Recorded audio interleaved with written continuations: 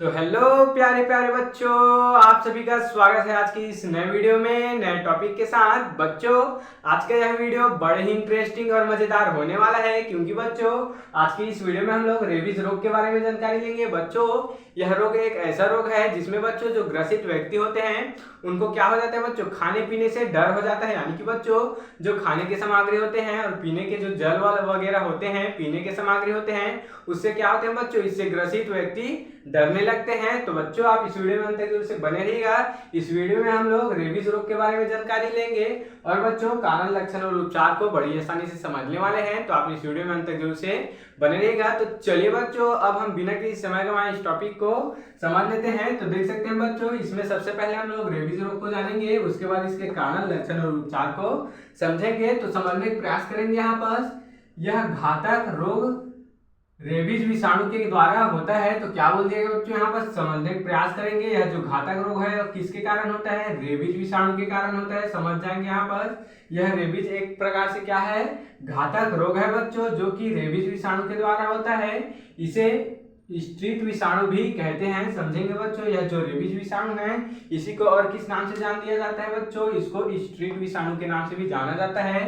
किससे बच्चों, स्ट्रीट विषाणु के नाम से भी इसको जाना जाता है। देख सकते हैं बच्चों, इसको स्ट्रीट विषाणु भी कहते हैं। इसी के कारण क्या होता है बच्चों, रेबीज रोग उत्पन्न हो जाता है। आगे समझेंगे।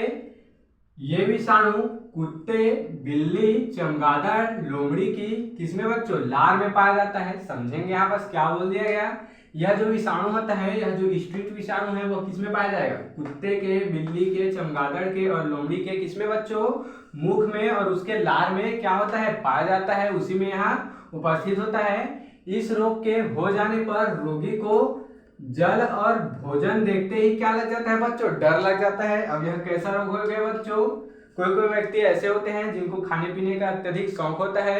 अगर बच्चों उनको यह रोग होगा तो वह तो देखने लायक हो जाएगा। क्या बोला गया यहाँ पर, समझेंगे। इस रोग के हो जाने पर रोगी को जल और भोजन से क्या होता है बच्चों, डर लगने लगता है। यानी कि इससे जो ग्रसित व्यक्ति हो जाते हैं वह अगर यहाँ पर भोजन रख दिए तो अगर उसको देखा तो वह क्या हो जाएगा बच्चों, डर जाएगा। तो देख सकते हैं इसी प्रकार इसमें बोला गया है कि रोगी को जल और भोजन से डर लगता है। बड़ा ही इंटरेस्टिंग है बच्चों यह रोग, लेकिन बच्चों यह बहुत ही खतरनाक भी है, क्योंकि बच्चों इससे रोगी की क्या हो जाती है बच्चों, मृत्यु भी हो सकती है।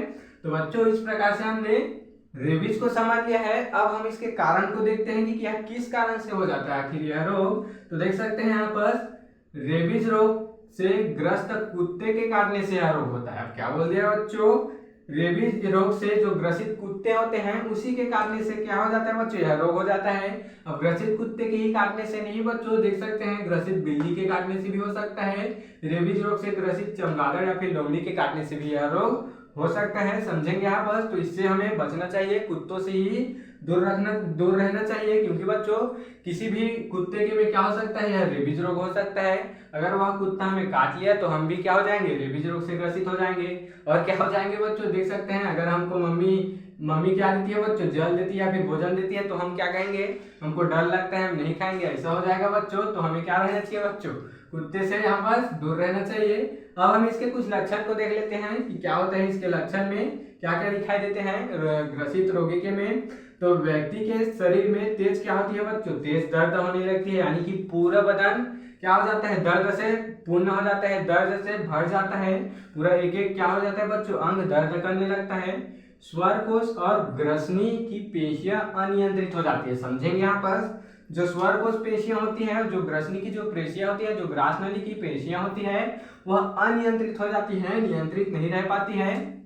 यानी कि अच्छे से कार्य करने के लायक नहीं रह पाती है। दूसरा देखेंगे, रोगी भोजन करने में असुविधा महसूस करता है। अब समझेंगे बच्चों यहाँ पर क्या बोला गया बच्चों, रोग के हो जाने पर रोगी को जल और भोजन देखते ही डर लगता है। अब बच्चों जब रोगी को क्या होगा, जल और भोजन देखते ही डर लगेगा तो वह भोजन कैसे कर पाएगा। तो इस प्रकार क्या हो जाता है, भोजन देखते ही क्या, भोजन करने में क्या हो जाती है बच्चों, असुविधा महसूस होता है।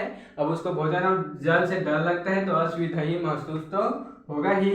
आगे समझेंगे यहाँ पर, लार का अति स्त्राव होने लगता है। अब बच्चों क्या बोल दिया गया, इनके क्या बच्चों, मुख में 24 घंटों क्या होते हैं बच्चों, लार बनते रहते हैं। और लार का अति स्त्राव यानी कि लार मुख से बहता ही रहता है। देख सकते हैं बच्चों, अब हम इसके रेबीज के कारण लक्षण को तो समझ लिए हैं, इसके कुछ उपचार के बारे में देख लेते हैं, कैसे बचा जा सकता है इससे। तो देख सकते हैं यहाँ पर इस रोग से बचने के लिए क्रमवार एंटी रेबीज के इंजेक्शन लगाए जाते हैं। समझ सकते हैं बच्चों, एक पर्याप्त होता है, यानी कि बच्चों समझेंगे क्या बोला गया यहाँ पर। इस रोग से बचने के लिए क्रमवार, यानी कि बच्चों क्रमवार यानी कि अधिक से अधिक एंटी रेबीज के इंजेक्शन लगाए जाते हैं। यानी कि बच्चों एंटी रेबीज के इंजेक्शन लगाने से क्या होती है बच्चों, इससे हमें रोग प्रतिरोधक की क्षमता बढ़ जाती है। जो यह क्या होता है बच्चों, जो स्ट्रीट जो विषाणु होता है उसको यह खत्म करने में क्या करती है बच्चों, मदद करती है। तो इसका इंजेक्शन लगा जाते हैं, एक पर्याप्त होता है, यानी कि बच्चों एक इंजेक्शन क्या होते हैं बच्चों, इसमें पर्याप्त हो जाते हैं। दूसरा देख सकते हैं पालतू पशुओं को संक्रमित होने से बचाने का इंजेक्शन भी लगवाना चाहिए। अब देख सकते हैं बच्चों, कई लोग ऐसे होते हैं जिसके घर में क्या होते हैं, पशु होते हैं, पालतू पशु होते हैं, कुत्ते हो गया, बिल्ली हो गया, ये सबको क्या रहते हैं बच्चों, पाल के रखे रहते हैं घर में। तो उसको बच्चों संक्रमित होने से बचाने वाले क्या लगाना चाहिए, उनको इंजेक्शन दिलवाना चाहिए। और देख सकते हैं यहाँ पर, यदि कुत्ता काटने के 10 दिन बाद मर जाए तो वह कुत्ता रेबीज से ग्रस्त था।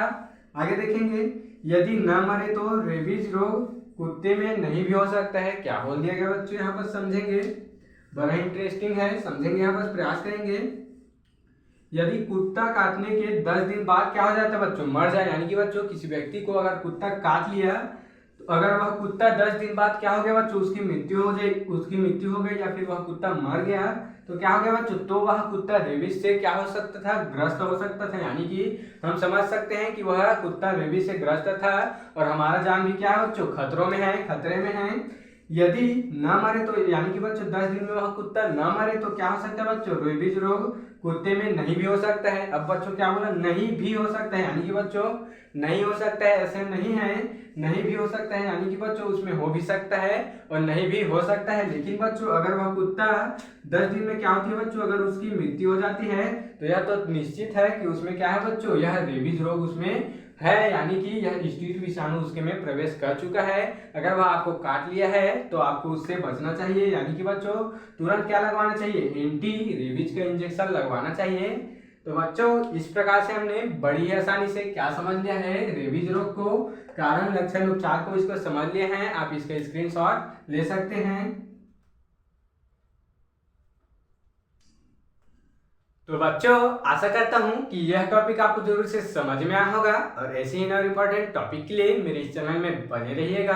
अगर आप इस चैनल में नए हो तो इसको सब्सक्राइब करके बेल वाले आइकन को दबाकर प्रेस कर लीजिएगा, ताकि आपको मेरी ऐसे ही अच्छे इंपॉर्टेंट वीडियो की नोटिफिकेशन सबसे पहले आप तक ही पहुंचती रहे और अब आप 12th बायोलॉजी में अच्छे से अच्छे अंक ला सकें। तो चलिए बच्चों, फिर मिलते हैं किसी नेक्स्ट वीडियो में नए टॉपिक के साथ। तब तक के लिए जय हिंद, जय भारत।